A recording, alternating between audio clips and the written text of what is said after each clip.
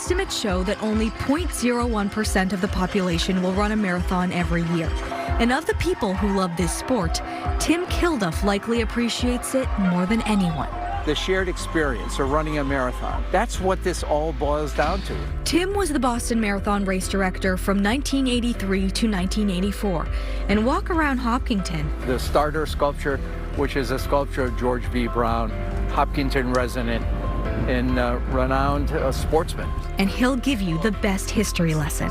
People used to watch the race and wait for Johnny Kelly to come by. But Tim will tell you, marathon history goes back much further than you might initially think. There is more to the marathon than running 26.2 miles. It goes back to 490 BC, the Battle of Marathon. The argument is, if the Persians had prevailed, democracy would have, at a minimum, been put off hundreds of years and maybe not been created at all.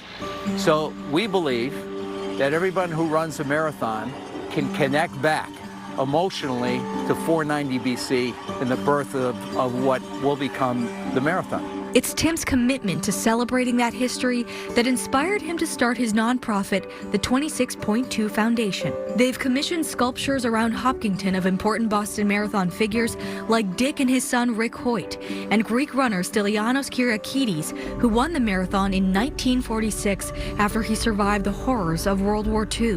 When he went back to Greece after winning Boston and staying in the U.S. to raise funds, medical supplies, he was greeted by 1 million people in the street.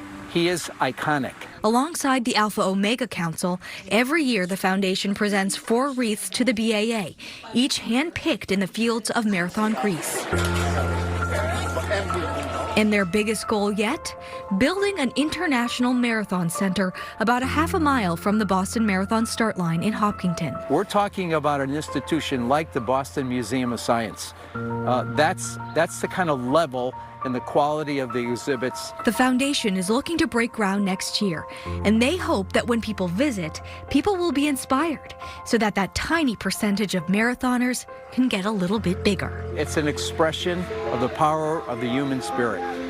If we can connect that globally, the potential would be enormous.